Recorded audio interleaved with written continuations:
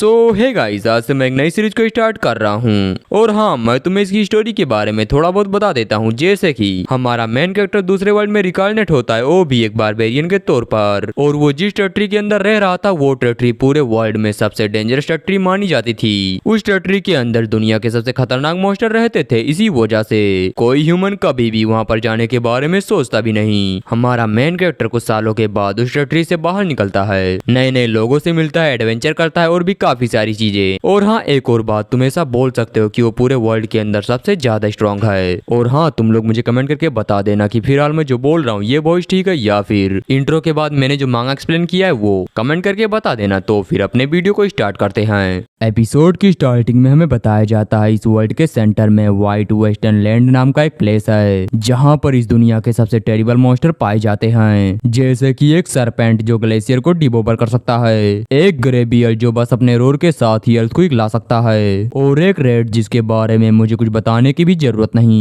क्योंकि ये बहुत ही आसानी के साथ किसी भी चीज को डिस्ट्रॉय कर सकता है। लेकिन जब एक दिन एक एम्परर यहाँ से जिंदा बाहर निकला तब उसने सभी को बताया कि इस लैंड के ऊपर जो सबसे टेरिबल चीज है वो कोई मॉन्स्टर नहीं। इसके बाद हम देखते हैं व्हाइट वेस्टर्न लैंड का सीन। यहीं पर हम एक लेडी को देखते हैं जो एक मॉन्स्टर के साथ फाइट कर रही थी। उसी के बगल में हम एक और पर्सन को देखते हैं जो बस अपने मैसिव पावर का यूज करते हुए एक मॉन्स्टर की बॉडी को बीच से ही तोड़ देता है। इसके बाद हम देखते हैं तीसरे और आखिरी पर्सन को जो एक मॉन्स्टर की तरफ आगे बढ़ रहा था। इस पर्सन की प्रेजेंस इतनी ज्यादा स्ट्रांग थी कि उसके सामने खड़ा मॉन्स्टर थर थर कांपने लगता है। फिर हम उसी पर्सन को देखते हैं जो उस मॉन्स्टर के ऊपर अटैक करके उसकी बॉडी के कई सारे स्प्लिट कर देता है। और जी हाँ, यही है हमारी स्टोरी का मेन कैरेक्टर कैटल। उस मॉन्स्टर को मारकर कैटल आगे बढ़ रहा था, तभी उसके सामने खड़ा पर्सन चिल्लाते हुए बोलता है, इन सभी मॉन्स्टर को मारना एक बारबेरियन के लिए प्राउड की बात है। उसके इतना बोलने के बाद हम कैटल को देखते हैं जो अपने सामने खड़ी लेडी से बोलता है, मुझे बताओ आखिर मुझे कब तक इन इग्नोरेंट मॉन्स्टर के साथ रहना होगा। कैटल के बात को सुनकर वो लेडी बोलती है, आखिर इसमें इग्नोरेंट जैसी क्या बात है? क्या ये कुछ ऐसा नहीं जिसे हम काफी आसानी से खा सकते हैं? कैटल से ये बोलने के बाद हम देखते हैं वो लेडी और उसके साथ में जो दूसरा पर्सन था वो दोनों मिलकर मॉन्स्टर्स को खाने लगते हैं। तभी कैटल उन दोनों से बोलता है, क्या मैं तुमसे ये नहीं कहा था अगर तुम इसे ऐसे ही खाओगे तो तुम्हारी जान भी जा सकती है? अभी तुम्हें ये बात समझाए एक हफ्ता भी नहीं हुआ लेकिन तुम वापस से इन्हें खाने लगे।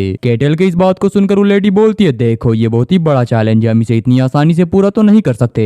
कैटल बोलता है, ओ तुम इस बात को इससे बोल रहे हो जैसे तुमने कोई प्राउड वाला काम किया हो। कैटल के ये बोलने के साथ ही हम उस दूसरे पर्सन का सीन देखते हैं जिससे अचानक से कुछ होता है और इसी के साथ वो वहीं पर अनकॉन्शियस हो जाता है। इसे देखकर कैटल बोलता है, ग्रेट, अब तुम इससे खुद ही निपटो, मैं तो कुछ भी नहीं करने वाला। ये बोलकर कैटल वहां से जाने लगता है। उसके पीछे हम उसी लेडी को देखते हैं जो उस दूसरे पर्सन को जगाने के लिए उसके गाल पर लगातार चाटे लगा रही थी, और वहीं उसके पीछे कैटल जो आगे बढ़ते हुए बोलता है, मैं वो नहीं हूँ जो मैं बनना चाहता था। इसके बाद कैटल हमें बताता है एक फैंटेसी वर्ल्ड जिसके अंदर मैजिक भी एग्जिस्ट करता हो।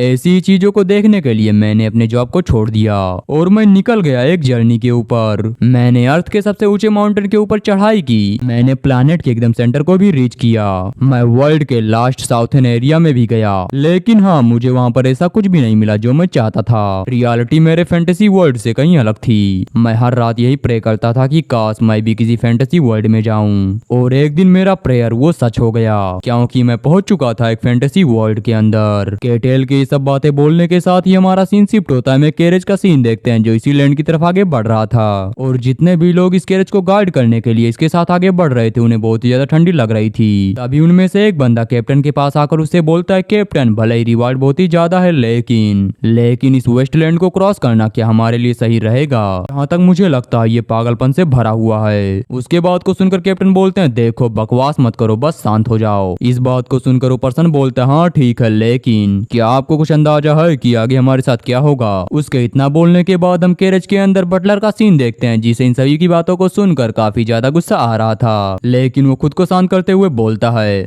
माई लेडी क्या आप ठीक हैं? हम उसके सामने एक सुंदर सी लेडी को देखते हैं जो बोलती है, हाँ मैं ठीक हूँ। हमें इनके बारे में बताया जाता है इनका नाम है मिलेना जो कि आकाश फैमिली से बिलोंग करती हैं। उनके इतना बोलने के साथ ही साइड से एक आवाज आती है, मैं यहाँ पर जमकर मर जाऊंगा। इस बात को सुनकर बटलर थोड़ा गुस्से में बोलता है, सच में ये लोग बहुत ही ज्यादा रूड हैं। मिलेना बटलर से बोलती है, आपको इस तरह से नहीं बोलना चाहिए क्योंकि ये बस लौते से लोग हैं जो व्हाइट वेस्टलैंड के ऊपर हमारे साथ आने के लिए तैयार हुए थे।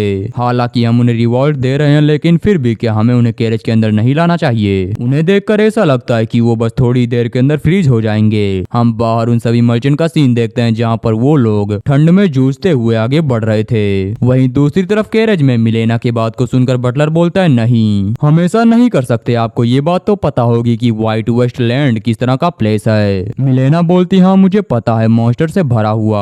इसके बाद मिलेना हमें बताती है कि बहुत समय पहले एक एम्परर थे जिनका गोल था पूरे वर्ल्ड को अपने अंडर में लेना। उन्होंने व्हाइट वेस्टलैंड को भी कंक्योर करने के बारे में सोचा। इसी वजह से वो अपने कई सारे सोल्जर को लेकर इस लैंड के अंदर एंटर हुए। लेकिन कई सालों बाद जब एम्परर वापस आए तब वो पूरी तरह से कोलैप्स हो चुके थे। उनके पास तो उनकी मेमोरी भी ठीक से नहीं थी। व्हाइट वेस्टलैंड के ऊपर उन्होंने अपने सभी लोगों को खो दिया और वो बस अकेले ही वापस लौटे। उन्हें देखकर ऐसा लग रहा था जैसे कोई पागल आदमी है। यहाँ पर आने के बाद एम्परर ने सभी को बताया कि इस लैंड के ऊपर कई सारे मॉन्स्टर हैं, लेकिन वहाँ पर जो सबसे खतरनाक है वो मॉन्स्टर नहीं बल्कि वो है बारबेरियंस। उनकी पर्जन्स बहुत ही ज्यादा टेरिबल होती है, उनके सामने कभी कोई भी नहीं टिक सकता। हम पर्जन का सीन देखते हैं जहाँ पर बटलर बोलता है, लेकिन ये तो बस लेजेंड की बात है। मिलेना बोलती, हाँ लेकिन फिर भी एम्परर के बातों में दम था। उन्होंने जिन जिन मॉन्स्टर के बारे में बताया था वो सभी बाद में कंफर्म हुए हैं। बटलर बोलता, हाँ ये बात तो है, लेकिन आज से पहले किसी ने भी बारबेरियन को नहीं देखा, तो ये हो सकता है कि वो बस लेजेंड के अंदर ही एग्जिस्ट करते हों। मिलेना बोलती, हाँ ये हो सकता है, मैंने काउंटलेस स्टोरीज को सुना, लेकिन उनमें से एक के अंदर भी बारबेरियंस के बारे में कोई भी नॉलेज नहीं थी। मिलेना के ये बोलने के बाद हम बाहर कैप्टन का सीन देखते हैं जहाँ पर वो सभी से चिल्लाते हुए बोलते हैं, सभी लोग रुक जाओ, हमारे सामने कुछ तो है। उनके साइड में खड़ा पर्सन बोलता है, आखिर अब क्या हुआ? कैप्टन बोलते हैं, अपने सामने देखो, मैं ठीक से तो नहीं देख सकता लेकिन मुझे ऐसा लगता है वहाँ पर कुछ है। ये बोलने के साथ ही वो एकदम ही हैरान हो जाते हैं। वो आगे सभी से बोलते हैं, मेरे पास एक अच्छी और एक बुरी खबर है। उनके साइड में खड़ा पर्सन बोलता है, हाँ जल्दी करिए बताइए। कैप्टन बोलते हैं, अच्छी बात यह है कि वो छोटा है, लेकिन बुरी बात यह है कि वो सीधा हमारी तरफ ही आगे बढ़ रहा है। कैप्टन की इस बात को सुनकर उसके सबऑर्डिनेट मिलेना और यहाँ तक कि बटलर, वो सभी लोग एकदम ही हैरान हो जाते हैं। फिर हम वापस से कैप्टन को देखते हैं जो सेफ्टी को ध्यान में रखते हुए अपने शॉट को पकड़ लेते हैं, क्योंकि हो सकता है यहाँ पर कुछ गड़बड़ हो जाए। वो अपने सामने से आ रहे पर्सन को देखते हुए बोलते हैं, ह्यूमन, मुझे लगता है ये ह्यूमन है। लेकिन तभी उनकी नजर उसके बालों पर और फिर उसके कपड़ों पर पड़ती है, जो कि दिखने में ह्यूमन की तरह बिल्कुल भी नहीं लग रहा था। वो सभी लोग इसे देखकर एकदम ही हैरान हो जाते हैं, क्योंकि उन्हें ये बात पता चल चुकी थी कि आखिर ये पर्सन है कौन। और हाँ, ये पर्सन कोई और नहीं बल्कि हमारा मेन कैरेक्टर था, केटल। और मैं इसे केटेल या केटल कुछ भी बोल सकता हूँ। केटल अपने सामने उन सभी ह्यूमंस को देखते हुए बोलता है, मैं तो बाहर बस वॉक करने के लिए निकला था, लेकिन मुझे बाहर स्नो के अंदर तुम सभी लोग मिल गए। सच में क्या लक है, मुझे तो लगा नहीं था मैं यहाँ पर किसी से भी मिल पाऊंगा। हमें केटल के बारे में बताया जाता है, ये एक ऐसा बारबेरियन है जिसका नाम है केटल। केटल उन सभी से आगे बोलता है, आपसे मिलकर काफी खुशी हुई। ये बोलने के साथ ही उसकी नजर पड़ती है उनके कैरेज के ऊपर। वो उनके कैरेज को देखते हुए बोलता है, क्या तुम लोग मर्चेंट हो? वो सभी लोग बोलते हैं हाँ। केटल आगे बोलता है, इसका मतलब तुम सभी लोग बस हायर किए हुए गार्ड हो। कैप्टन बोलते हैं, हाँ आपने सही कहा। केटल बोलता है, अगर ऐसी बात है तो फिर मैं सजेशन दूंगा कि आप सभी लोग यहाँ से लौट जाएं। हालांकि मुझे इस बात पर डाउट है कि आप सभी लोग यहाँ से जाएंगे कि नहीं। वैसे इस कैरेज के अंदर कौन है? मेरे ख्याल से कैरेज के अंदर किसी ना किसी को तो होना चाहिए। केटल के इस बात को सुनकर मिलेना थोड़ी डर सी जाती है। वहीं बाहर कैप्टन, वो भी काफी घबरा गए थे। वो केटल को कुछ बताते उससे पहले ही वो बोलता है, मैं भी चाहता हूँ कि आप लोग मुझे भी हायर कर लें। इस बात को सुनकर कैप्टन और उनके सबऑर्डिनेट हैरान होते हुए बोलते हैं, क्या तुमने क्या कहा? केटल बोलता है, मैंने कहा कि तुम लोग मुझे हायर कर लो। अगर तुम ऐसा करते हो तो मैं इस वेस्टलैंड को क्रॉस करने में तुम्हारी मदद करूंगा। केटल के बात को सुनकर कैप्टन अपने मन में सोचते हैं, एक बारबेरियन वो हमें ज्वाइन करना चाहता है, क्या सच में ये सच है? ये सोचकर कैप्टन उससे बोलते हैं, तो आप यहाँ पर हमारे ऊपर अटैक करने के लिए नहीं आए? केटल बोलता है, अगर मेरा इरादा तुम्हें मारने का होता तो मैं तुम्हें बहुत पहले ही मार चुका होता। केटल के इस बात को सुनकर वो सभी लोग काफी घबरा जाते हैं। तभी कैप्टन का एक सबऑर्डिनेट उनसे बोलता है, कैप्टन अब हम क्या करें? उसके बात को सुनकर कैप्टन कैरेज का दरवाजा नॉक करते हुए बोलते हैं, क्या आपने सुना? आखिर हम क्या करें? हम कैरेज के अंदर मिलेना को देखते हैं जो बोलती, हाँ मैंने सुना। लेकिन मिलेना आगे कुछ बोलती उससे पहले बटलर बोलता है, आखिर हमें क्या करना चाहिए और ये सब हो क्या रहा है? कैप्टन बोलते हैं, ये एक बारबेरियन है जो चाहता है कि हम लोग उसे हायर करें। आप बताइए आखिर आप क्या चाहती हैं? मिलेना बोलती है, अगर हम उससे फाइट करेंगे तो बताओ क्या होगा? कैप्टन बोलते हैं, अगर मैं पर्सनली बताऊं तो हम सभी लोग बिना किसी मतलब के मारे जाएंगे। इस बात को सुनकर मिलेना बोलती, हाँ मैं समझ गई, उसे बोल दो कि हमने उसे एक्सेप्ट कर लिया है। कैप्टन बोलते हैं, हाँ अगर ऐसी बात है तो ये हमारे लिए काफी बेहतर होगा। मिलेना से बात करने के बाद वो केटल के पास जाकर उसे बोलते हैं वो अग्री हो चुकी हैं। इस बात को सुनकर केटल हंसते हुए बोलता है, ओ ये तो एक ग्रेट न्यूज है। केटल की ऐसी ऐसी को देखने के बाद कैप्टन और उनका सबऑर्डिनेट वो दोनों वापस से एकदम डर से जाते हैं। और वो डरे भी क्यों ना, क्योंकि केटल सीधा उनकी तरफ आगे बढ़ रहा था। तभी कैप्टन के साइड में खड़ा उनका सबऑर्डिनेट बोलता है, कैप्टन क्या ये ठीक रहेगा कि हम इसके साथ मिलकर काम करें? कैप्टन बोलते हैं, जो एम्प्लॉयर है उसने पहले ही ऑर्डर दे दिया है। कैप्टन का सबऑर्डिनेट बोलता है, लेकिन फिर भी हम मर्चेंट हैं, हमें किसी भी तरह से उन्हें रोकना चाहिए। कैप्टन बोलते हैं, बकवास मत करो, क्या सच में तुम पागल हो गए हो? कहीं तुम्हें ऐसा तो नहीं लगता कि तुम इस मॉन्स्टर को डिफीट कर सकते हो? कैप्टन के ये बोलने के बाद हम कैरेज के अंदर का सीन देखते हैं, जहाँ पर बटलर चिल्लाते हुए बोलता है, माय लेडी आपने क्या किया? मिलेना बोलती है, तुम शांत हो जाओ। मिलेना के ये बोलने के साथ ही बाहर से एक आवाज आती है, क्या मैं अंदर आ सकता हूँ? इस आवाज को सुनने के बाद बटलर की फटकी हाथ में आ जाती है। घबराते हुए बोलते हैं, नहीं ऐसा नहीं हो सकता। हम मिलेना को देखते हैं, जो ऐसे सिचुएशन के अंदर भी काफी शांत थी। वो बोलती है, हाँ अंदर आ जाओ। मिलेना के ये बोलने के साथ ही हमारा सीन थोड़ी देर बाद पर शिफ्ट होता है, जहाँ पर बटलर घबराहट के मारे एक तरफ चिपका हुआ था। और हम उसी कैरेज के अंदर केटेल को भी देखते हैं, जो बटलर से बोलता है, मैं ये चाहता हूँ कि तुम शांत हो जाओ, क्योंकि मेरा यहाँ पर तुम सभी को नुकसान पहुँचाने का कोई भी इरादा नहीं। और बटलर यहाँ पर डर की वजह से एक तरफ नहीं चिपका, बल्कि हमारे केटेल का शरीर ही कुछ ज्यादा बड़ा है। केटेल की बात को सुनकर बटलर अपने मन में सोचता है, कमीने तुम झूठ मत बोलो। बटलर के ये सोचने के बाद हम मिलेना को देखते हैं, जो केटेल को देखते हुए सोच रही थी, ठीक मेरे सामने लेजेंड में से एक बारबेरियन बैठा है। आज तक मैंने इसके बारे में सिर्फ और सिर्फ लेजेंड में ही सुना था, लेकिन आज मैंने इसे देख भी लिया।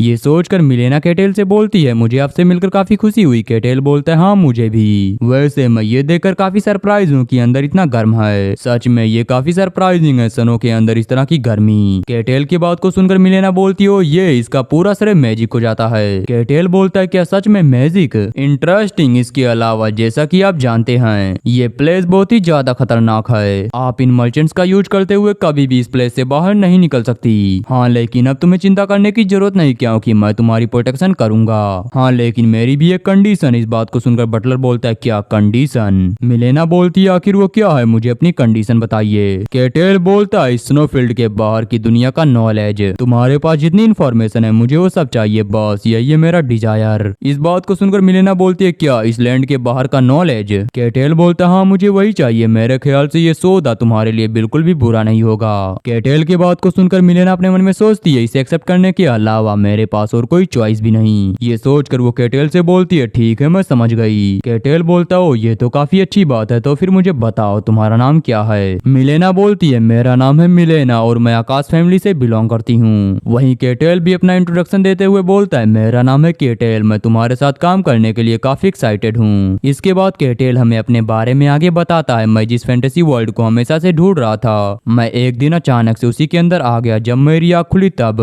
मैं बारबेरियन के रूप में एक बड़े से स्नोफील्ड के अंदर पड़ा था और मेरे पास वहां पर इतना टाइम नहीं था कि मैं उन सभी चीजों के बारे में पता करूं। मैंने यहाँ पर बहुत ही ज्यादा टेरिफाइंग चीजें देखी और ऐसी ठंड जो बॉडी को बस थोड़ी देर के अंदर फ्रीज कर दे। यहाँ पर सरवाइव करने के लिए मैंने अपने रेस को लीड किया, सभी मॉन्स्टर का शिकार किया और अपनी पूरी पावर का यूज करते हुए सभी मॉन्स्टर से फाइट करने के लिए हमेशा डटा रहा। मुझे तो अब ये भी याद नहीं कि मुझे यहाँ पर रहते हुए कितना टाइम बीत चुका है, शायद से अनगिनत साल। मैंने यहाँ से बाहर निकलने की भी काफी कोशिश की, लेकिन मैं उन सभी के अंदर फेल हो गया। हम देखते हैं हमारे केटल के सामने की स्टेटस विंडो को, जिसमें लिखा था क्वेस्ट इनकम्प्लीट। अगर तुम इस स्नोफील्ड एरिया को छोड़ना चाहते हो तो तुम्हें क्वेस्ट को पूरा करना होगा। केटल आगे हमें बताता है, मैं इस अननोन फोर्स की वजह से इस स्नोफील्ड को नहीं छोड़ सकता। मैंने तो अपनी पूरी की पूरी होप खो दी थी, लेकिन तभी मुझे कुछ लोग दिखे जो कि पता नहीं क्यों लेकिन इस एरिया के अंदर आए थे और तभी मुझे रियलाइज हुआ कि इस टेरिबल बर्फ के बाहर भी एक दुनिया है, एक फैंटेसी वर्ल्ड और मैजिक जिसका मैं काफी लंबे समय से वेट कर रहा था। मेरा एक लोता फैंटेसी वर्ल्ड और उसी समय से लेकर अब तक मैं यहाँ पर सरवाइव करने के लिए लगातार मॉन्स्टर के साथ फाइट कर रहा हूँ। मैंने अनगिनत मॉन्स्टर को मारा और यहाँ से बाहर निकलने के लिए जितने हो सके उतने मिशन को पूरा किया, बस इसी सोच के अंदर कि मैं एक दिन इस बर्फीले मैदान से बाहर निकलूंगा और जब तक मैं यहाँ पर फंसा हूँ तब तक मुझे जितनी हो सके उतनी बाहर के लोगों से इंफॉर्मेशन ले लेनी चाहिए। लेकिन अब तक मैं जिन लोगों से मिला उनमें से ज्यादातर लोग मुझे देखते एकदम घबरा गए, यहाँ तक कि उन्होंने तो मुझे मारने के लिए अपने अपनी शॉट को भी बाहर निकाल लिया था। शायद वो सभी लोग आधे पागल थे, लेकिन इस बार ऐसा लगता है कि मैं एक प्रॉपर कन्वर्सेशन कर सकता हूँ। मैं काफी लंबे समय से एक ऐसे ही पर्सन को ढूंढ रहा था जिसके साथ मैं बात कर सकूं। चलो कम से कम ये अच्छी बात है कि उन बेवकूफ बारबेरियन को छोड़कर मैं किसी और से भी बात कर सकता हूँ। ये सोचकर केटल मिलेना से बोलता है, तुम्हें देखकर ऐसा लगता है कि तुम यहाँ से वेपन ले जा रही हो। मिलेना बोलती, हाँ, लेकिन आखिर आपको इसके बारे में कैसे पता? केटल बोलता है, मुझे उन डब्बों से स्टील की आवाज साफ साफ सुनाई दे रही है, आखिर मुझे पता कैसे नहीं होगा? वैसे क्या यहाँ से बाहर कोई वार हो रही है? मिलेना बोलती, हाँ, एम्पायर और हमारा किंगडम वो फिलहाल वार के अंदर हैं। केटल बोलता है, मुझे ऐसा लगा था कि आउटर वर्ल्ड पूरी तरह से शांत होगा, लेकिन शायद ऐसा नहीं है। मिलेना बोलती, हाँ, आपने सही कहा, जो मैसिव एम्पायर्स हैं वो अपने पूरे पावर का यूज करते हुए दूसरे किंगडम की तरफ आगे बढ़ रहे हैं ताकि वो उसे भी अपने अंडर में ले सकें। लेकिन जो किंगडम है वो भी इतनी आसानी से हार नहीं मान सकता, क्योंकि किंगडम के अंदर भी कुछ स्ट्रांग लोग हैं, जैसे कि स्वॉर्ड मास्टर और हीरोज जो बॉर्डर की प्रोटेक्शन कर रहे हैं। इस बात को सुनकर केटल बोलता है, क्या हीरोज और स्वॉर्ड मास्टर, आखिर उनके पास किस तरह की पावर है? केटल की बात को सुनकर मिलेना बोलती है, सर केटल, आपको देखकर ऐसा लगता है कि आपको मिस्ट्री के बारे में कुछ भी नहीं पता। केटल बोलता है, आपने सही कहा, मुझे आउटर एरिया के बारे में कुछ भी नहीं पता। मिलेना बोलती है, वेल, मुझे भी डिटेल्स में नहीं पता, लेकिन इस वर्ल्ड के अंदर एक ऐसी पावर एग्जिस्ट करती है जिसे कहा जाता है मिस्ट्री, और इस वर्ल्ड के अंदर ऐसे बहुत ही कम लोग हैं जो इस पावर का यूज कर सकते हैं, और जो लोग इस पावर का यूज करते हैं उन्हें 5 रैंक के अंदर डिवाइड किया गया है। रेड ये उन लोगों को मिलता है जो मिस्ट्री पावर को सेंस कर सकते हैं। इसके बाद सेकंड रेट, इस रैंक वाले पर्सन मिस्ट्री पावर का यूज कर सकते हैं। इसके बाद फर्स्ट रेट, ये वो पर्सन है जो माना अरोरा के रूप में मिस्ट्री पावर को मैनिफेस्ट कर सकते हैं। खासकर स्पिरिट, मैजिशियन और जो नाइट होते हैं वो इसी रैंक के ऊपर आते हैं। इसके आगे कोई भी रैंकिंग नहीं है, क्योंकि वहाँ पर ऐसे पर्सन आते हैं जो कि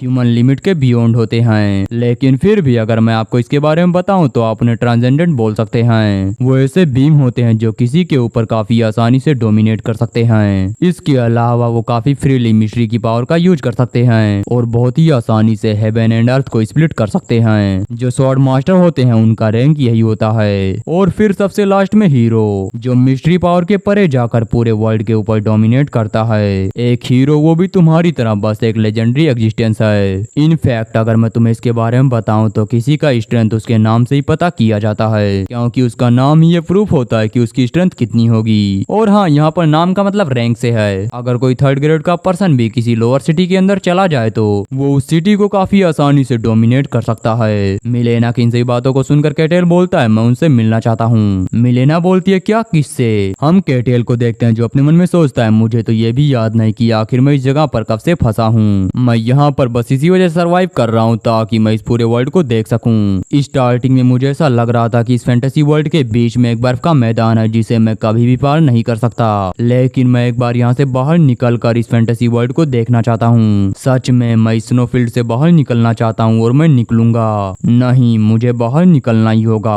केटेल ये बातें सोच रहा था तभी मिलेना उससे बोलती है, सर केटेल, क्या आप सच में एक बारबेरियन हैं? केटेल बोलता, हाँ, ये बोलना गलत नहीं होगा। वैसे तुम्हारे रिएक्शन को देखकर मुझे ऐसा लगता है कि तुम्हें मेरी एग्जिस्टेंस के ऊपर शक है। मिलेना बोलती, हाँ, क्योंकि तुम्हारी स्टोरी बस लेजेंड के अंदर ही एग्जिस्ट करती है। इस बात को सुनकर केटेल बोलता है, क्या लेजेंड भी मेरे बारे में? मिलेना बोलती, हाँ। ये बोलकर वो केटेल को स्टोरी के बारे में बताती है। मिलेना की बात को सुनने के बाद केटेल हंसते हुए बोलता है, क्या वो बास्टर्ड? मुझे तो स्टार्टिंग में लगा था कि वो बस एक पागल आदमी है, लेकिन सच में वो तो एम्परर निकला। वैसे तुमने मुझे जो स्टोरी सुनाई वो सच में सही है। उस तरह का एक पर्सन यहाँ पर एक बार आया था।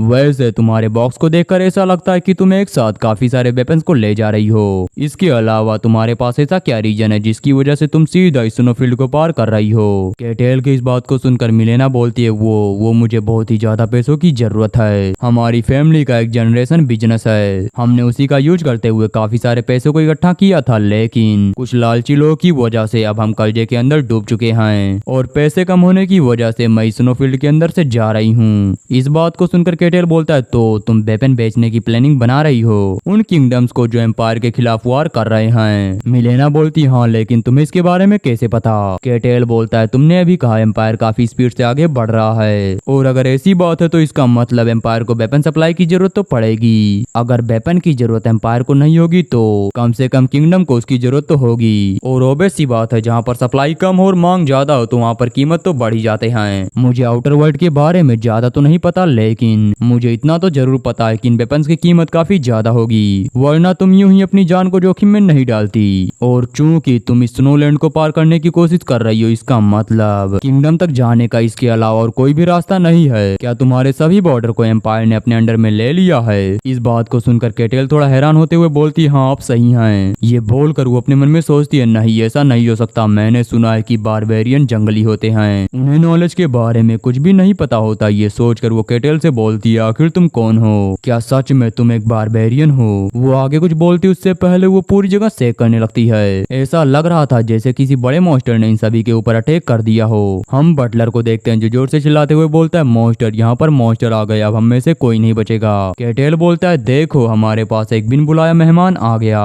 केटेल के ये बोलने के बाद हम उन सभी के सामने देखते हैं जहाँ पर एक स्लाइम जैसा दिखने वाला मॉन्स्टर अपेयर हुआ था। उस मॉन्स्टर को देखकर कैप्टन घबराते हुए बोलता है, ये तो ब्लैक स्लाइम है। हम कैरेज के अंदर मिलेना को देखते हैं, वो भी इस मॉन्स्टर को देखने के बाद काफी ज्यादा डर गई थी। वहीं केटेल काफी चिल करते हुए बोलता है, तो तुम्हारे यहाँ इसे ब्लैक स्लाइम कहते हैं? मिलेना बोलती, हाँ ये एक ऐसा मॉन्स्टर है जिसके बारे में डॉक्यूमेंट्री कार्ड के अंदर लिखा है। कई सारे वॉरियर्स ने इस लैंड के ऊपर कनक्योर करने का ट्राई किया, लेकिन ज्यादातर मारे गए, बस कुछ ही जिंदा वापस लौट पाए। वापस आने के बाद उन्होंने उस डॉक्यूमेंट बुक को लिखा। उसी डॉक्यूमेंट के अंदर इस ब्लैक स्लाइम के बारे में लिखा है। केटेल, क्या तुम इस मॉन्स्टर के बारे में कुछ जानते हो? केटेल बोलता, हाँ बिल्कुल, हम इन्हें खा सकते हैं अच्छे नाश्ते के तौर पर। इस बात को सुनकर मिलेना हैरान होते हुए बोलती है, क्या सच में तुम इन्हें खाते हो? केटेल बोलता है, क्या तुम भी इसे खाने के बारे में सोच रही हो? अगर ऐसी बात है तो जाओ उसे पकड़ लो। मिलेना बोलती है, नहीं नहीं, मुझे भूख नहीं लगी। उसके ये बोलने के बाद हम बाहर उस ब्लैक स्लाइम का सीन देखते हैं जो इन्हीं की तरफ आगे बढ़ रहा था। उस स्लाइम को अपनी तरफ आता देख मिलेना चिल्लाते हुए बोलती है, केटेल कुछ करो। केटेल बोलता है, मैंने तुम्हारे साथ एक कॉन्ट्रैक्ट किया है, मैंने तुमसे कहा था कुछ भी क्यों ना हो जाए मैं तुम्हारी प्रोटेक्शन करूंगा,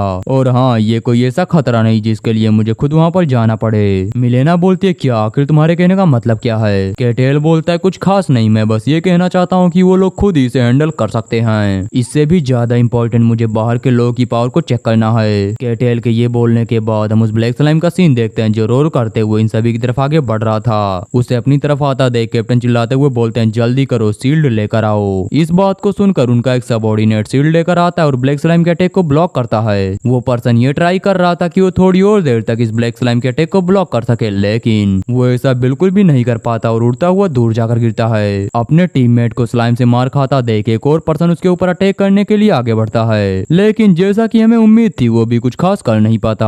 इसके बाद बस कैप्टन ही उस स्लाइम के सामने अकेले बचे थे। तभी उन्हें कुछ याद आता है, वो अपने टीममेट से चिल्लाते हुए बोलते हैं, तुम सभी लोग मेरी बातें ध्यान से सुनो, ये ब्लैक स्लाइम बस स्ट्रेट लाइन में ही चलते हैं, तो सभी लोग बिखर जाओ। कैप्टन के बात को सुनकर उनके दोनों सबऑर्डिनेट चिल्लाते हुए बोलते हैं, यस सर। ये बोलकर वो दोनों अपने डायरेक्शन को चेंज कर लेते हैं और फिर जंप करके उस स्लाइम के ऊपर अटैक करते हैं। और इस बार उनका ये अटैक काम भी करता है, क्योंकि हम देखते हैं इसकी वजह से उस स्लाइम को थोड़ा बहुत डैमेज तो आया था। फिर हम उनके दूसरे टीममेट का सीन देखते हैं जहां पर वो अपने इस पैर को सीधा ब्लैक स्लाइम की तरफ थ्रो करता है, और यहाँ पर इसका ये अटैक काफी स्ट्रॉन्ग था क्योंकि ये सीधा स्लाइम की बॉडी को बीच से चीरता हुआ बाहर निकल जाता है। हाँ, लेकिन वो एक स्लाइम है तो उसे इससे कुछ ज्यादा खास फर्क नहीं पड़ता। इन सभी चीजों को देखकर कैप्टन चिल्लाते हुए बोलते हैं, रुको मत, अटैक करते रहो। ये बोलकर वो भी स्लाइम के ऊपर अटैक करते हैं, लेकिन ये बस एक नॉर्मल अटैक था, तो उनके इस अटैक के बाद भी वो स्लाइम नहीं मरता। फिर वो स्लाइम के ऊपर लगातार कई सारे अटैक करते हैं और लास्ट में एक फाइनल ब्लो के साथ उस स्लाइम के कोर को डिस्ट्रॉय कर देते हैं और इसी के साथ वो स्लाइम भी मारा जाता है।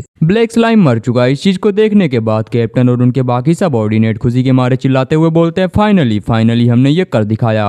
लेकिन वो इसे थोड़ा और सेलिब्रेट कर पाते उससे पहले वहां पर अपेयर होता है एक व्हाइट बियर। व्हाइट बियर को देखने के बाद कैप्टन सभी से बोलते हैं, सभी लोग उसके नेक के ऊपर निशाना लगाओ। कैप्टन के बात को सुनकर उनके सबऑर्डिनेट बिल्कुल वैसा ही करते हैं और बस थोड़ी देर के अंदर उस बियर को मारने में सक्सेसफुल हो जाते हैं। उस बियर को मारने के बाद कैप्टन का एक सबऑर्डिनेट उनसे बोलता है, कैप्टन ये व्हाइट स्नोफील्ड तो बिल्कुल वैसा ही है जैसा हमने इसके बारे में रूमर सुना था, शायद सभी रूमर गलत नहीं होते।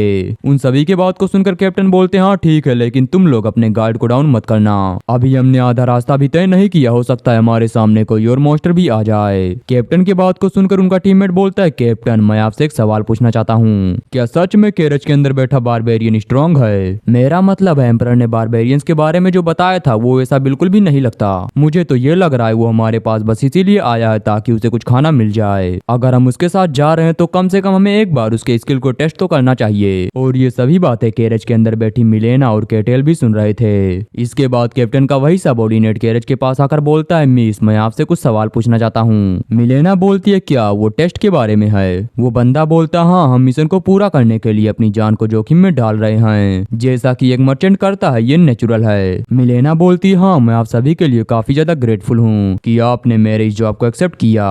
ये बोलकर वो अपने मन में सोचती है, व्हाइट स्नोफील्ड ये एक ऐसा रिक्वेस्ट है जिसका नाम सुनने के साथ ही सभी लोग इसे मना कर देते थे, और अगर ये लोग नहीं होते तो शायद मैं कभी भी यहाँ से जाने के बारे में नहीं सोचती। मिलेना ये बात सोच रही थी, तभी वही पर्सन बोलता है, लेकिन हम यहाँ पर एक चीज को एक्सेप्ट नहीं कर सकते, वो बारबेरियन उसने एक बार भी फाइट नहीं की, तो क्या मैं एक बार उसका टेस्ट कर सकता हूँ कि वो बारबेरियन सच में इस लायक है कि आप उसे स्पेशल ट्रीटमेंट दें। इस बात को सुनकर मिलेना बोलती है, क्या बारबेरियन का टेस्ट? ये बोलकर वो कैप्टन की तरफ देखती है, जहाँ पर कैप्टन मिलेना से बोलते हैं, मैंने इन्हें रोकने की कोशिश की लेकिन ये मेरी बात नहीं मान रहे। कैप्टन के इतना बोलने के साथ ही केटेल वहाँ पर आते हुए बोलता है, तो तुम लोग मेरे स्किल को टेस्ट करना चाहते हो? वेल मुझे इस चीज में कोई भी प्रॉब्लम नहीं है, लेकिन फिलहाल ये पॉसिबल नहीं। मैं तुम्हें अपनी स्किल आगे दिखाऊंगा जब यहाँ पर कोई नया मेहमान आएगा। केटेल की बात को सुनकर वो सभी लोग बोलते हैं, आखिर ये क्या बकवास है, क्या तुम्हें हम पागल लगते हैं? वो लोग ये बातें बोल रहे थे, तभी उनके पीछे से एक डरावनी सी आवाज आती है, क्या आउटर साइड एरिया से यहाँ पर कुछ कमजोर इंसान आए हैं? चलो अच्छा है, कम से कम आज मुझे कुछ डिलीशियस खाने को मिलेगा।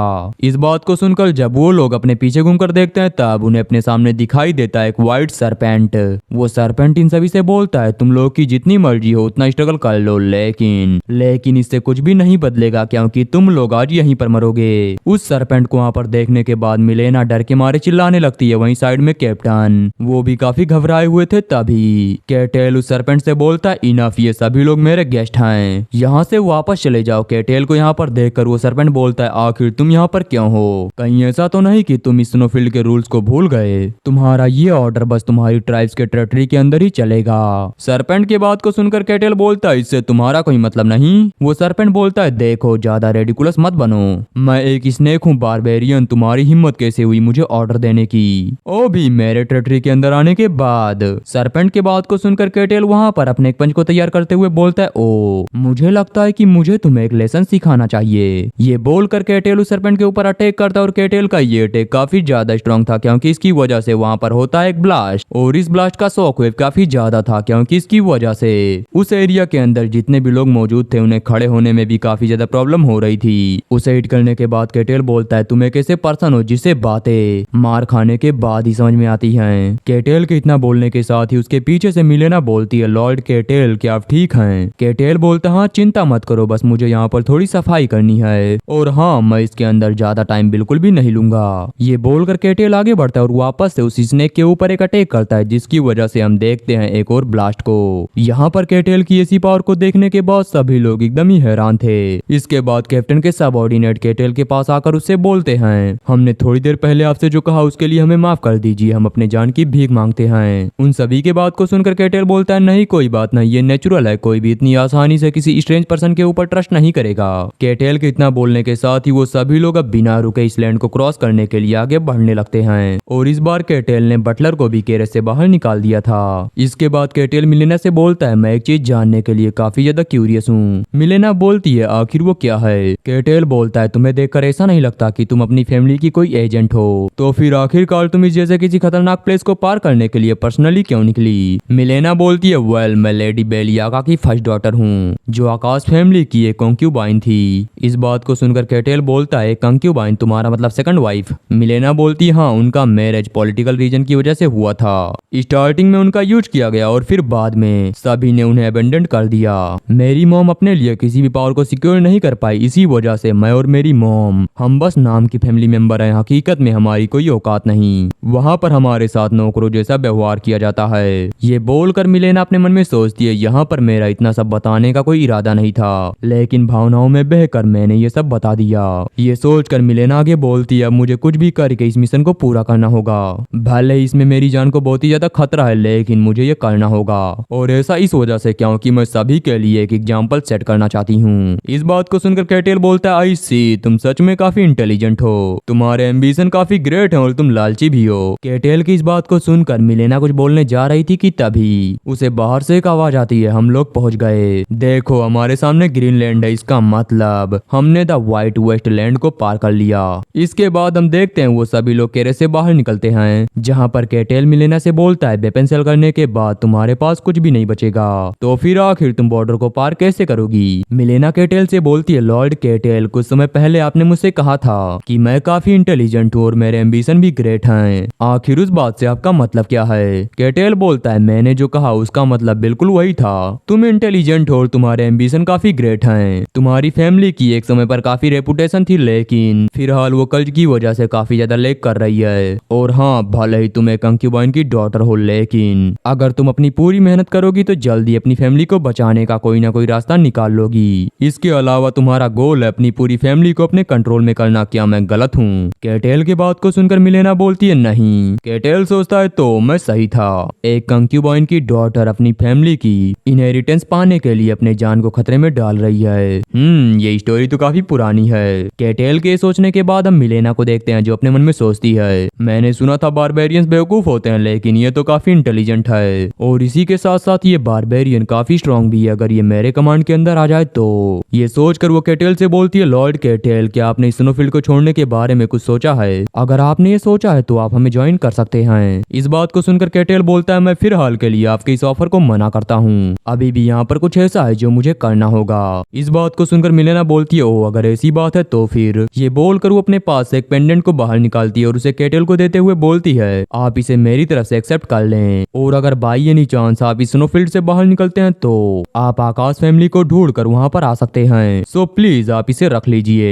इस बात को सुनकर केटेल बोलता है क्या ये गिफ्ट है, अगर ऐसी बात है तो फिर मैं इसे एक्सेप्ट करूंगा। फिर हम बटलर को देखते हैं जो केटेल से बोलता है लॉर्ड केटेल आपका बहुत बहुत थैंक्स, मैं ये प्रे करूंगा कि हम वापस से जरूर मिलें। ये बोलकर वो सभी लोग वहाँ से निकल जाते हैं। फिर यहीं से हमारा सीन शिफ्ट होता है। हम सीधा 5 साल बाद का सीन देखते हैं जहाँ पर केटेल ने सिस्टम के सभी कंडीशन को पूरा कर दिया था। कंडीशन पूरा करने की वजह से केटेल जब चाहे तब स्नोफील्ड को छोड़ सकता है और हमारा केटेल बिल्कुल करता भी वैसा ही है। वो स्नोफील्ड को छोड़कर यहाँ से बाहर निकलता है क्योंकि उसे देखना ये फैंटेसी वर्ल्ड। केटेल यहाँ से बाहर निकलते हुए बोलता है अब फाइनली मैंने अपना पहला कदम उठा लिया है। हमारा केटेल यहाँ से निकलकर सीधा जाता है एक फॉरेस्ट के अंदर और वहाँ के ग्रास की स्मेल, बीस्ट की स्मेल, इन सभी को एंजॉय करने लगता है क्योंकि उसने आज से पहले कभी भी ग्रास को नहीं देखा और जब उसे मौका मिला है तब वो उसे एंजॉय कर रहा है। वो अपने मन में सोचता है नाइस नाइस वेरी नाइस। फिर वो चिल्लाते हुए बोलता है स्नोलैंड शायद से अब हम फिर कभी ना मिलें। इसके बाद केटेल हमें बताता है ये एक फैंटेसी वर्ल्ड है जिसका सपना मैं हर दिन देखा करता था। इल्यूजन से भरा एक ऐसा वर्ल्ड जिसे मैंने कभी नहीं देखा। मिस्ट्री से भरा हुआ ये वर्ल्ड फाइनली अब मेरी शुरुआत हो चुकी है। अब मैं इस वर्ल्ड के स्वॉर्ड, मैजिक, ड्रैगन, डॉर्फ, इन सभी को अच्छे से एंजॉय करूंगा क्योंकि अगर मैं अभी तक जिंदा हूँ तो बस इन सभी चीजों की इमेजिनेशन की वजह से।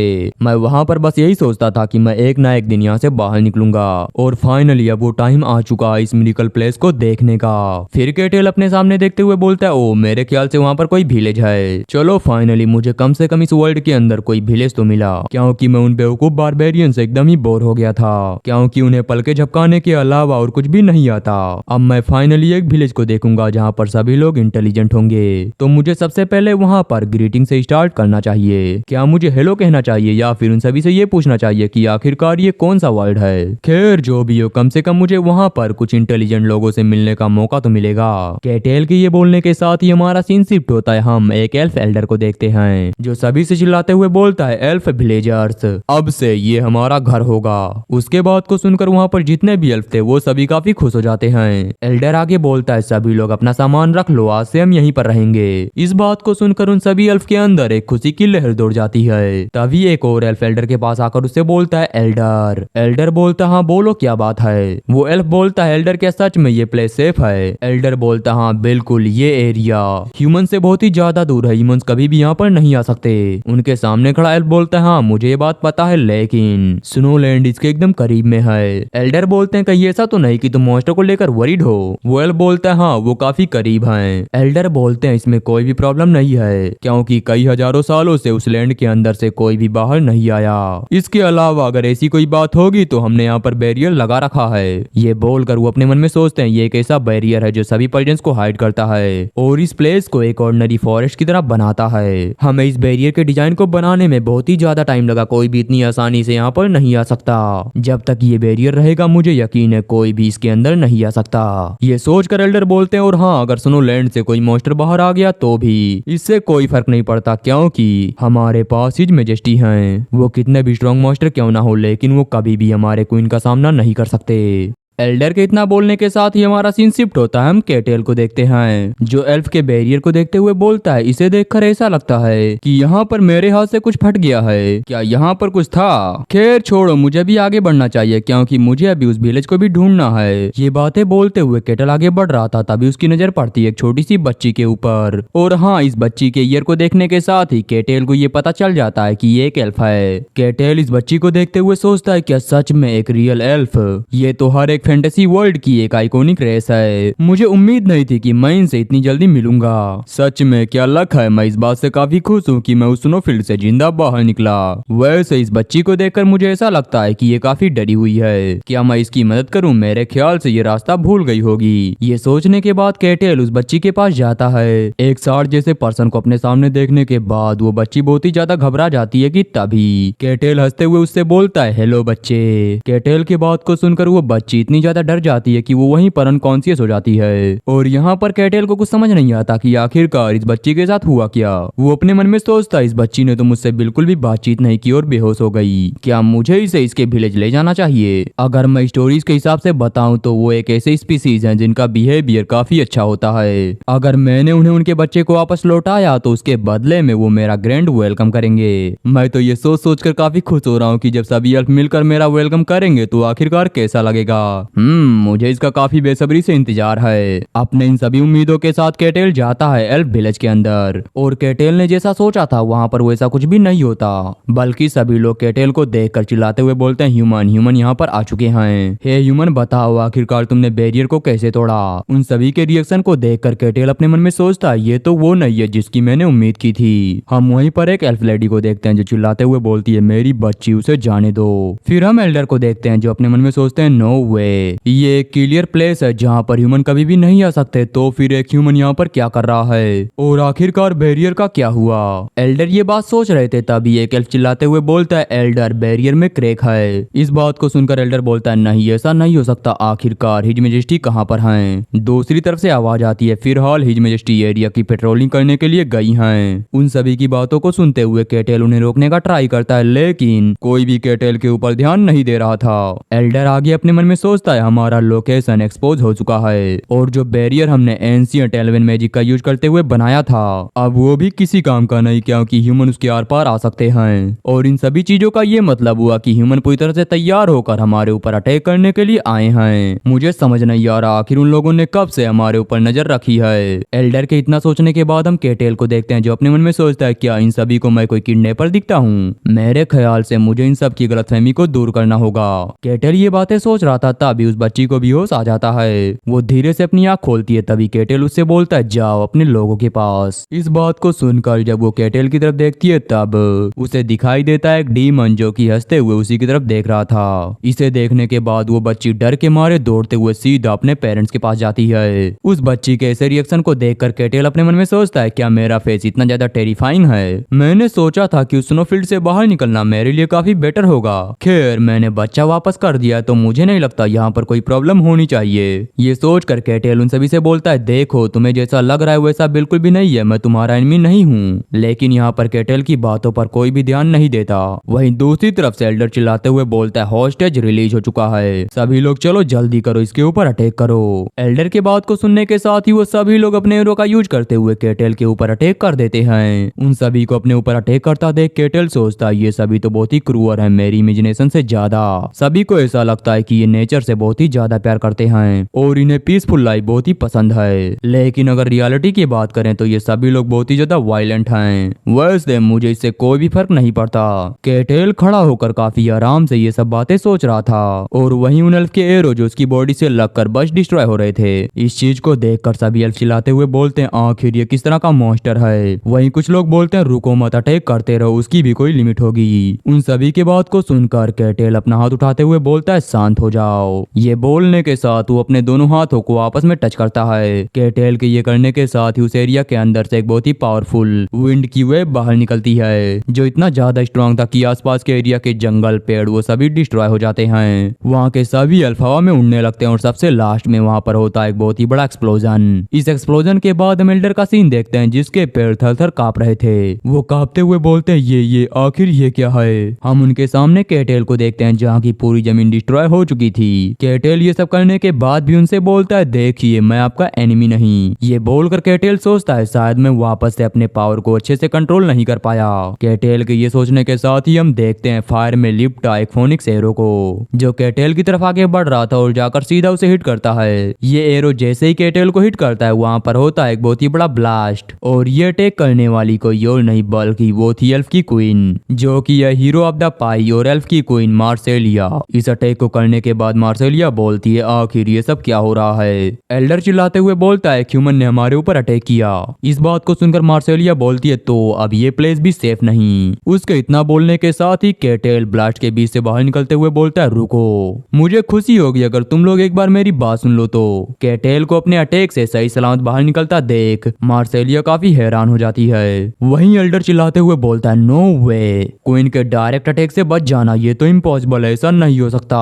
एल्डर के इतना बोलने के बाद हम मार्सेलिया को देखते हैं, जो केटेल से बोलती है तो अब तुम जैसे पावर हाउस भी हमें टारगेट बना रहे हैं। ये ह्यूमन सच में बहुत ही ज्यादा डिस्गस्टिंग हैं। मैं एल्फ क्वीन ये मेक श्योर करूंगी कि तुम जैसा एक ह्यूमन अपने लालच की कीमत चुकाए। एल्फ क्वीन के बात को सुनकर केटेल अपने मन में सोचता है क्या वो मेरी भाषा को नहीं समझ सकती, लेकिन यहाँ पर हम दोनों एक ही भाषा में बात कर रहे हैं, तो कहीं ऐसा तो नहीं कि वो मुझे इग्नोर कर रही है। हाँ ये हो सकता है, क्योंकि शायद ह्यूमन और एल्फ के बीच का जो रिलेशनशिप है वो काफी खराब है। अगर ऐसी बात है तो मैं इस बारे में कुछ भी नहीं कर सकता, और ये बात मैंने ट्रुंडा में सीखी थी। अगर तुम एक बार किसी को हिट करते हो तो वो तुम्हारी बात सुनेगा।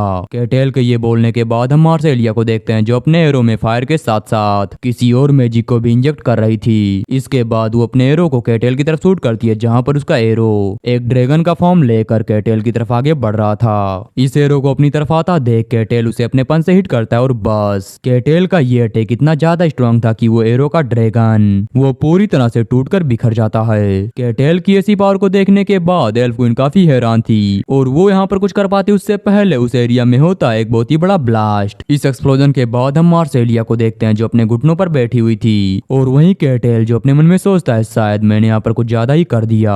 केटेल के ये सोचने के बाद हम मार्सेलिया को देखते हैं, जो अपने मन में सोच रही थी मुझे ये बात तो समझ में आ गई कि ये पर्सन बहुत ही ज्यादा स्ट्रांग है, कम से कम ये एक ट्रांसेंडेंट लेवल से ऊपर है। आखिर कोई ह्यूमन इतना स्ट्रांग कैसे हो सकता है। ये सोचने के बाद मार्सेलिया बोलती है सभी लोग यहाँ से चले जाओ। इस बात को सुनकर बाकी विलेजर बोलते हैं इजमेजेस्टी आखिर आप ये क्या बोल रही हैं। मार्सेलिया चिल्लाते हुए बोलती है मैंने कहा ना सभी लोग यहाँ से भागो।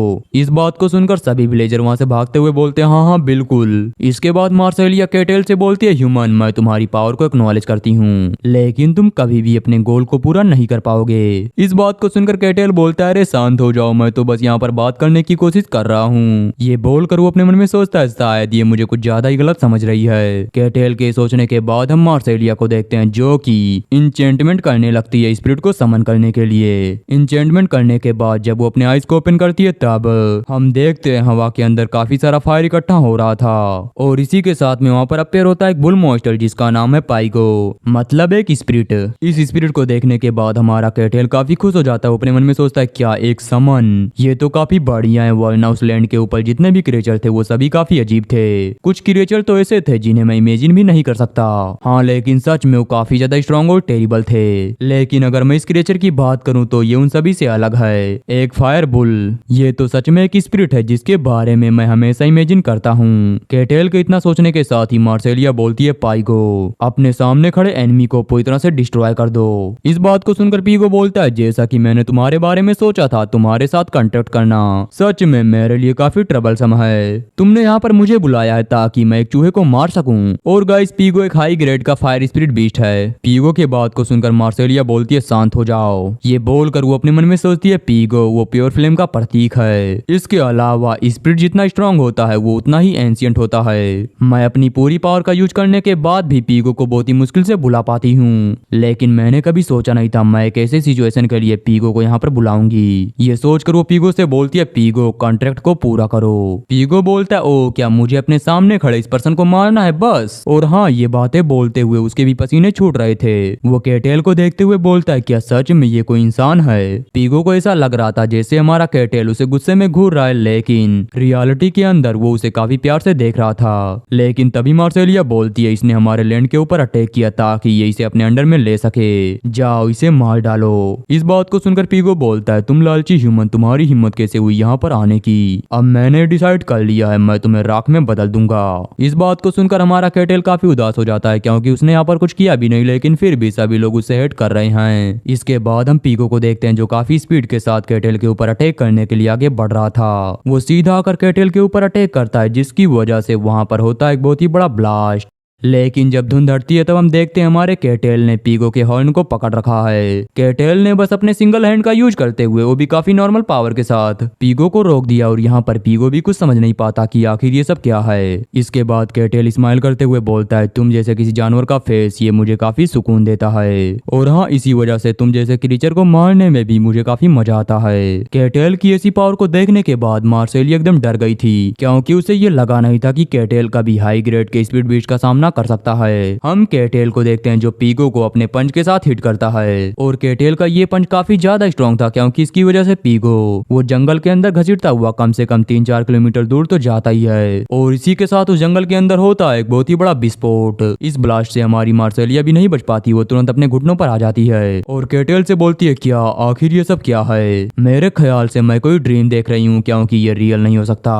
केटेल मार्सेलिया के किसी बातों का कोई भी जवाब नहीं देता और बस चुपचाप सीधा उसी की तरफ आगे बढ़ रहा होता है। केटेल को अपनी तरफ आता देख मार्सेलिया बोलती है प्लीज प्लीज मेरे लोगों को जाने दो। इस बात को सुनकर केटेल बोलता है एल्फ मैं तुम्हारा एनिमी नहीं। इस बात को सुनकर मार्सेलिया काफी हैरान हो जाती है, वो बोलती है क्या तुमने क्या कहा। इसके बाद केटेल उन्हें सारी बातें बताता है। ये सब बातें बताने के बाद वो लोग केटेल को एक्सेप्ट कर लेते हैं और उन्हें ये बात पता चलती है कि सच में केटेल उनका कोई एनिमी नहीं है। केटेल की इन सी बातों को सुनने के बाद मार्सेलिया बोलती है मुझे माफ कर दो, हमने तुम्हें गलत जज किया, हमने अपने ही चाइल्ड को वापस लाने वाले पर्सन को अपना एनिमी मान लिया, ये हमारी सबसे बड़ी गलती थी, हमें माफ कर दो, हमने सच में तुम्हारी इंसल्ट की है। केटेल बोलता है नहीं कोई बात नहीं, जब तुमने ये कहा कि इंसान यहाँ तक पहुंच गए तब मैं सारी बातें समझ गया। खैर ये थोड़े दुख की बात है कि तुमने मुझे एक्सप्लेन करने का मौका नहीं दिया, वरना कभी हमारी फाइट होती ही नहीं। मार्सेलिया बोलती है क्या सच में तुम उन ह्यूमंस में से नहीं हो जो हमारा पीछा कर रहे थे। केटेल बोलता है ये मेरा पहली बार है जब मैंने किसी एल्फ को देखा, क्योंकि व्हाइट वेस्टलैंड के अंदर तुम जैसा कोई भी नहीं रहता। इस बात को सुनकर मार्सेलिया बोलती है क्या व्हाइट वेस्टलैंड, तो क्या इसका मतलब ये है कि तुम दाइसन बारबेरियन हो। केटेल बोलता है हाँ बाहरी लोग मुझे इसी नाम से बुलाते हैं। इस बात को सुनकर मार्सेलिया बोलती है इम्पॉसिबल, मुझे लगा नहीं था कि वहाँ पर कोई ह्यूमन भी सरवाइव कर सकता है, और अगर तुम उस लैंड से बाहर आए हो तो क्या इसका मतलब ये है कि और भी लोग वहाँ से बाहर आ सकते हैं। केटेल बोलता है किसे पता, मुझे डाउट है कि कोई ऐसा करेगा भी कि नहीं। वेस्टलैंड के रूल बहुत ही ज्यादा स्ट्रिक्ट हैं, यहाँ तक कि पावरफुल सरपेंट वो भी इन रूल्स को ब्रेक करने के बारे में कभी भी नहीं सोचता, और मैं वहाँ से बाहर आया, सच में ये काफी रेयर है। इस बात को सुनकर मार्सेलिया बोलती है ओ ये तो राहत की बात है। केटेल बोलता है वैसे तुम्हारे समन के बारे में क्या वो ठीक है, क्योंकि जब मैंने उसके ऊपर अटैक किया था तब मैंने उसकी बॉडी को 2 भागों में स्प्लिट कर दिया था। मार्सेलिया बोलती है चिंता मत करो, स्पिरिट नेचुरल बीइंग होते हैं, वो वापस स्पिरिट रेलम के अंदर लौट गया होगा तो चिंता की कोई बात नहीं है। इसके अलावा हम तुमसे इतने रूड थे तो क्या इसके बदले में तुम्हें कुछ चाहिए, तुम जो बोलोगे हम वो करने के लिए तैयार हैं। इस बात को सुनकर केटेल बोलता है एक स्पिरिट हूँ तो फिर क्या एल्फ के अलावा कोई और भी इन स्पिरिट के साथ कांटेक्ट बना सकता है। मार्सेलिया बोलती है वेल ये पॉसिबल नहीं हो सकता, हाँ ऑफ कोर्स ह्यूमन के बीच में कुछ ऐसे लोग हैं जो ये कर सकते हैं, लेकिन फिर भी ये इम्पॉसिबल है, और अगर तुम सच में किसी स्पिरिट के साथ कांटेक्ट करना चाहते हो तो एल्फ साग्राडो के पास जाओ। इस बात को सुनकर केटेल बोलता है क्या एल्फ साग्राडो। मार्सेलिया बोलती है उस प्लेस के ऊपर एल्फ गॉड का रेसिडेंस है, तुम ऐसा बोल सकते हो कि सभी एल्फ का होली लैंड, अगर तुम वहाँ पर जाओ तो शायद ये पॉसिबल हो सकता है। इस बात को सुनकर केटेल बोलता है एल्फ का होली लैंड, क्या मुझ जैसे किसी पर्सन को भी अंदर जाने की परमिशन है। मार्सेलिया बोलती है नॉर्मली तो नहीं, लेकिन अगर मैं इंट्रोडक्शन दूंगी तो तुम जा सकते हो, मैं तुम्हें वो बताऊंगी कि वहाँ पर क्या है, लेकिन तुम उस बात को बस अपने तक ही रखना। ये बोलकर वो अपने हाथ में किसी चीज को समन करते हुए सोचती है एल्फ का होली लैंड एल्डो सेग्राडो, ये सभी एल्फ रिसर्चर की ड्रीम डेस्टिनी है, लेकिन अगर मैं किसी ह्यूमन को उसके पास जाने दूं तो ये हमारे लिए काफी खतरनाक हो सकता सकता है वो हमारे लिए हमारी लाइफ से भी ज्यादा प्रीसियस है, जिसकी हमें प्रोटेक्शन करनी होगी। और कोई भी एल्फ कभी भी उस प्लेस के बारे में किसी को भी नहीं बताएगा। लेकिन फिर भी ये सोचने के साथ वो अपने हाथ में क्रिस्टल को अपेयर करते हुए बोलती है, मैं तुम्हारे ऊपर ट्रस्ट कर रही हूँ, लो इसे अपने साथ ले जाओ। कैटेल उस आइटम को लेते हुए बोलता है, मैं इसे एक थैंक्स के साथ एक्सेप्ट करता हूँ। मार्सेलिया बोलती है, हाँ भले ही तुम उनके पास चले जाओ, लेकिन ये हो सकता है कि वो तुम्हारा टेस्ट लें, लेकिन मुझे उम्मीद है तुम उस टेस्ट को पास कर जाओगे। मेरी शुभकामनाएं तुम्हारे साथ हैं। कैटेल बोलता है, इसके लिए तुम्हारा बहुत बहुत थैंक्स। मार्सेलिया आगे बोलती है, मैं लीफ ट्राइब की क्वीन हूँ और मेरा नाम है मार्सेलिया। आखिर तुम्हारा नाम क्या है? कैटेल बोलता है, मेरा नाम है cattail, cattail the barbarian. Cattail के बोलने के साथ ही हमारा सीन शिफ्ट होता है। हम कैटेल को ही देखते हैं जो अपने पावर का यूज करते हुए जंगल के अंदर काफी स्पीड से भाग रहा था।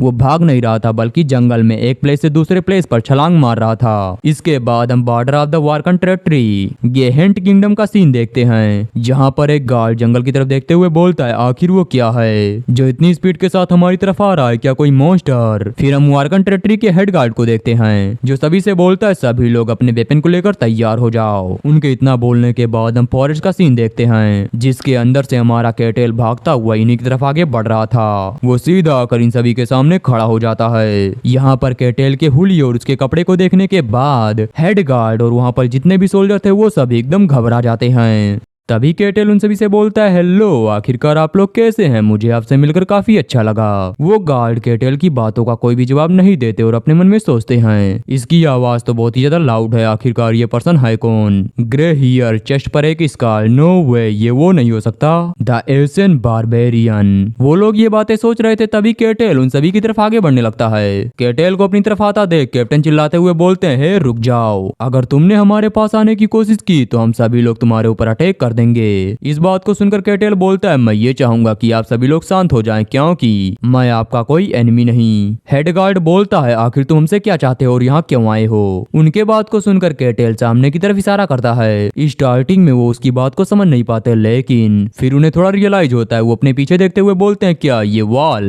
कैटेल बोलता है, हाँ, इस वॉल के पीछे आपकी जो टेरिटरी है मैं उसे विजिट करना चाहता हूँ। फिर यहीं से हमारा सीन शिफ्ट होता है। हम कैटेल को देखते हैं जो एक चेयर के ऊपर बैठा था और कैप्टन जो उससे सवाल पूछ रहे थे।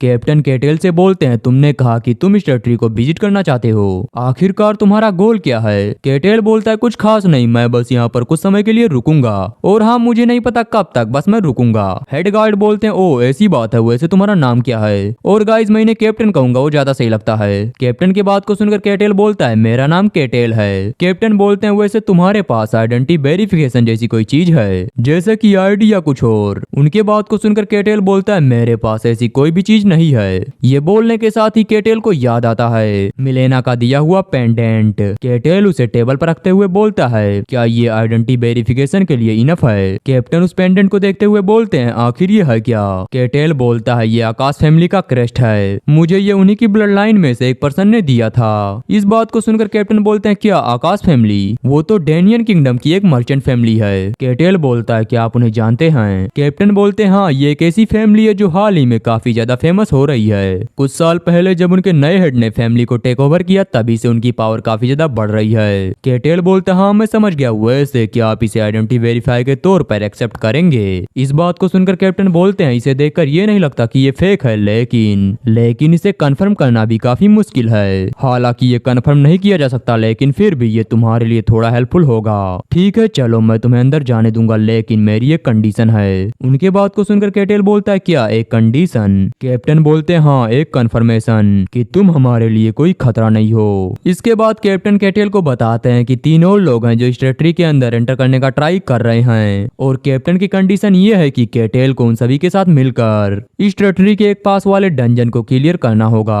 कैप्टन की इन सभी बातों को सुनने के बाद कैटेल बोलता है, एक पार्टी के साथ काम करना ये तो उतना बुरा भी नहीं, ठीक है मैं इसे एक्सेप्ट करता हूँ। कैप्टन बोलते हैं, हाँ, लेकिन मेरी एक और कंडीशन है। डंजन को क्लियर करने के बाद अंदर अंदर जो कुछ भी हुआ तुम्हें उसकी रिपोर्ट देनी होगी। इस बात को सुनकर केटल बोलता है मैं समझ गया, आप यहाँ पर सभी की रिपोर्ट चाहते हैं। वैसे किसी सस्पिशियस पर्सन के ऊपर नजर रखना ये उतना भी बुरा नहीं, आप सच में काफी होशियार हैं। केटल की बात को सुनकर कैप्टन बोलते हैं तुम वैसे नहीं हो जैसा मैंने तुम्हारे बारे में सुना था, क्या तुम सच में एक बारबेरियन हो? केटल बोलता हाँ बिल्कुल मैं हूँ द बारबेरियन। कैप्टन अपने मन में सोचते हैं क्या बारबेरियन, मुझे तो ये लग रहा था कि ये बस एक क्रूअल स्पीसीज है। वो केटल से बोलते हैं तुम वो पहले बारबेरियन हो जिनसे मैं मिला। तो फिर चलिए इस बातचीत को यहीं पर एंड करके आगे बढ़ें। कैप्टन के ये बोलने के साथ ही हमारा सीन शिफ्ट होता है। हम एक पर्सन को देखते हैं जो बोलता है भले ये लॉ है लेकिन फिर भी क्या तुम एक रेड मॉन्स्टर डंजन के अंदर जा रहे हो जो बस लोगों के पाउच के ऊपर अटैक करते हैं? सच में ये कितना बेकार है। और गाइस इसका नाम है एलेसेंडो टायरानस, तो मैं आगे से इसे एले कहूंगा। हम एले के सामने एक और पर्सन को देखते हैं जो गुस्से में बोलता है क्या तुम मेरे ऊपर नजर रख रहे थे? तुम सच में बहुत ही बड़े कमीने हो, किसी और ने तुम्हारा पाउच चुराया तो तुम मेरे ऊपर नजर रख रहे हो। हमें इसके बारे में बताया जाता है ये एक थीफ है जिसका नाम है कासन हारक, तो मैं आगे से इसे कासन कहने वाला हूँ। कासन के बात को सुनकर एले बोलता है एक चोर की हिम्मत कैसे हुई मेरी इंसल्ट करने की, मैं एक पालाडीन हूँ। और गाइस ये थोड़ा नॉर्मल सी बड़ी फैमिली के अंदर आते हैं। एले की बात को सुनकर कासन बोलता है ओ मुझे लगा नहीं था आजकल के प्लाडियन इस तरह के कपड़े पहनते हैं, तुम तो बस एक डरपोक से पर्सन हो जो खुद को वॉरियर कहता है। अगर मैं सच कहूँ तो तुम भी मेरी तरह एक लो लेवल के पर्सन हो। टायरानस आखिर ये किस तरह का सरनेम है? मैंने तो आज से पहले कभी भी इतने बेकार सरनेम के बारे में नहीं सुना। कासन के इन बातों को सुनकर एले को काफी ज्यादा गुस्सा आ चुका था। वो गुस्से में अपनी शॉर्ट को बाहर निकालते हुए बोलता है बस बहुत हुआ। उसके बात को सुनकर कासन बोलता है ओ अब तुम क्या करने जा रहे हो, क्या तुम्हें ऐसा लगता है कि तुम मुझे डिफीट कर सकते हो? ये बोलकर कासन भी अपने नाइफ को बाहर निकालता है जिसके अंदर पॉइजन लगा हुआ था। और यहाँ पर ये दोनों आपस में फाइट करते उससे पहले एक लेडी उन दोनों को रोकते हुए बोलती है प्लीज तुम दोनों रुक जाओ। ये बोलने के बाद वो अपने मन में सोचती है ये सोचना कि मुझे इनके साथ एक डंजन के अंदर जाना होगा, सच में ये बहुत ही ज्यादा बुरा है। हमें इस लेडी के बारे में बताया जाता है ये केलोसिया की क्लर्क और इसका नाम है हेस। वो अपने मन में सोचती है वैसे डंजन के अंदर 4 लोग जाने वाले हैं तो मेरे ख्याल से यहाँ पर एक और आएगा, मैं बस ये होप करती हूँ कि वो इन लोगों से बेटर हो। हेस के इतना सोचने के साथ ही कैप्टन वहाँ पर आते हुए बोलते हैं लास्ट पर्सन आ चुका है। इस बात को सुनकर कासन बोलता है मुझे यकीन है वो पर्सन मेरी तरह होगा। कैप्टन बोलते हैं तुम खुद ही देख लो। कैप्टन के ये बोलने के साथ ही केटेल आगे बढ़ता है और उस रूम के अंदर एंटर करता है। वहाँ पर केटेल की हाइट और उसके कपड़ों को देखने के बाद वो तीनों थोड़े हैरान हो जाते हैं। तभी केटेल उन सभी से हंसते हुए बोलता है क्या तुम लोग हो मेरी पार्टी के मेंबर? केटेल को देखते हुए एले अपने मन में सोचता है आखिर ये कितना बड़ा है। वहीं हेस अपने मन में सोचती है क्या सच में ये कोई ह्यूमन है? सबसे लास्ट में कासन सोचता है ये प्रेशर, आखिर ये प्रेशर कैसा? उन तीनों के इतना सोचने के साथ ही केटेल उन सभी से हंसते हुए बोलता है मुझे तुम लोगों से मिलकर काफी अच्छा लगा। हम कैप्टन को देखते हैं जो वहाँ से जाते हुए बोलते हैं तुम सभी लोग आपस में बात करो, मैं जल्द ही वापस आ जाऊंगा। कैप्टन के वहाँ से जाने के बाद केटेल सभी से बोलता है चलो हम लोग पहले अपना इंट्रोडक्शन दें, मैं हूँ बारबेरियन द केटेल। और गाइस इन्हें ऐसा लग रहा था कि इसका नाम बस बारबेरियन केटेल है, इन्हें ये नहीं पता था कि ये एक रियल बारबेरियन है। केटेल के बात को सुनने के बाद कासन बोलता है मैं हूँ कासन हार्क, एक थीफ। इसके बाद एले बोलता है मैं हूँ एक प्लेडियन। इस बात को सुनकर केटेल बोलता है क्या एक प्लेडियन, इसका मतलब आप तो होली पावर का भी यूज करते होंगे। इस बात को सुनकर एले घबराते हुए बोलता है हाँ ये नॉर्मल है लेकिन मैं एक स्पेशल प्लेडियन हूँ इसी वजह से मैं इसका यूज नहीं करता। केटेल बोलता है ओ ऐसी बात है। सबसे लास्ट में हम हेस को देखते हैं जो बोलती है मैं गॉड ऑफ लाई एंड डिसिट को सर्व करती हूँ, मेरा नाम है हेस, केल्सियो की एक क्लर्क। इस बात को सुनकर केटेल बोलता है एक क्लर्क, तुमसे मिलकर मुझे काफी अच्छा लगा। वैसे तुम एक क्लर्क हो लेकिन फिर भी क्या यहाँ पर तुम्हारी आइडेंटिटी की कोई जरूरत है? हेस बोलती है वेल ऐसा इस वजह से क्योंकि मैं झूठ और धोखे की गॉड को सर्व करती हूँ और हाँ लोग उनकी रिस्पेक्ट नहीं करते इसी वजह से मैं यहाँ पर हूँ। वो सभी लोग इसी तरह से आपस में बातें कर रहे थे तभी कैप्टन गेट को ओपन करते हुए बोलते हैं सभी लोग तैयार हो जाओ क्योंकि हम जा रहे हैं। फिर यहीं से हमारा सीन शिफ्ट होता है। कैप्टन उन सभी को एक डंजन के सामने लाने के बाद बोलते हैं हम पहुंच गए, ये है इस डंजन का एंट्रेंस।